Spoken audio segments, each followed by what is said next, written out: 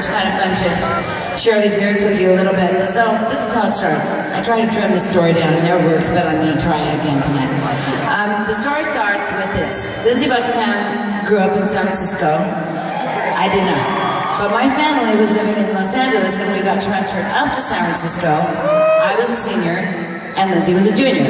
I met him one time. We sang a song at some party and then he disappeared off the face of the earth.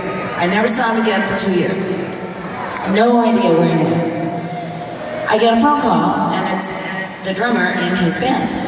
And the drummer asked me, my name is Bob, would you like to join our band?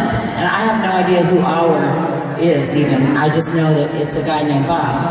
And so I said, well, okay, what kind of band is it? And he said, well, it's, you know, San Francisco, 1968. It is a full-on hard rock, San Francisco hard rock rockin' band. And I'm like, yes! I can do it! So I dove in. And the next thing I know, like we're in rehearsals and at Lindsay's parents' house every day, 4 days a week from 5:30 to 10:30. This was big. And I'm going to school, and all of a sudden we're doing like these amazing shows. We're opening for Jimi Hendrix, 75,000 people.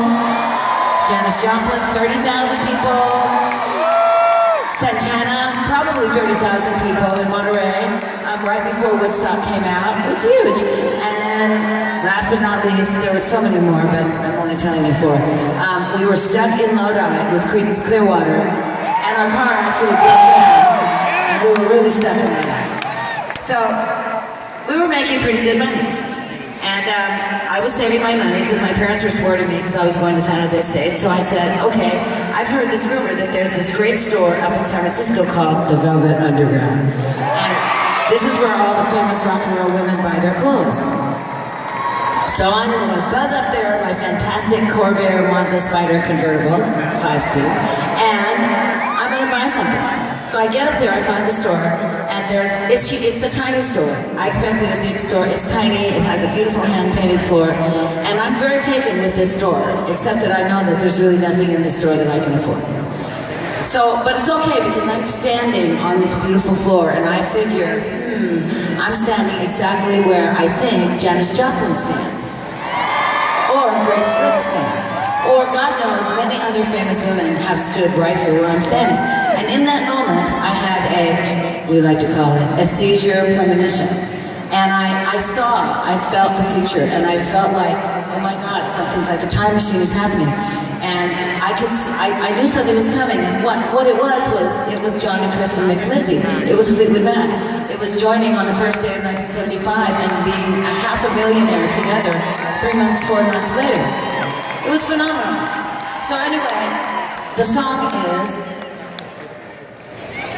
okay, I have to think for a minute. What I'm telling you this story for is to let you know that if you have a dream, you have to go after it. Never let anybody tell you that you can't have what you want or make you do something for the rest of your life that you think completely sucks, because it will suck, and you need to do what you love, what is your passion, and don't let anybody get in your way, because look at us. We were just kids in San Francisco. We knew nothing, we had no money, and look, here we are in Washington, D.C. So I'm back to the Velvet Underground, back to the floor that I loved, to a room with some lace and some paper flowers, back to the Gypsy that I was.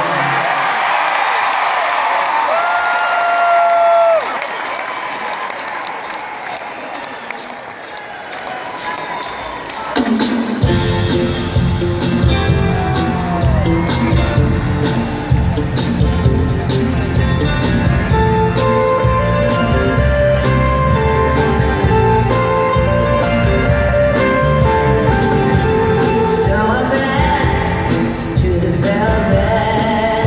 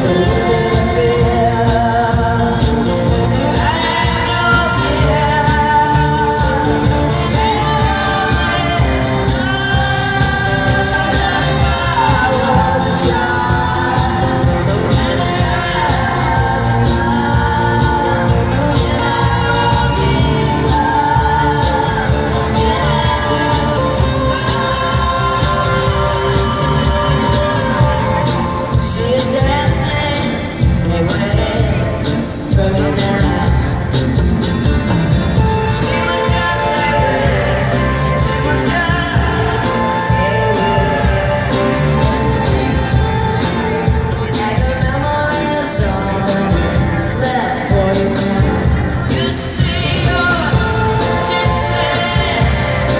You see your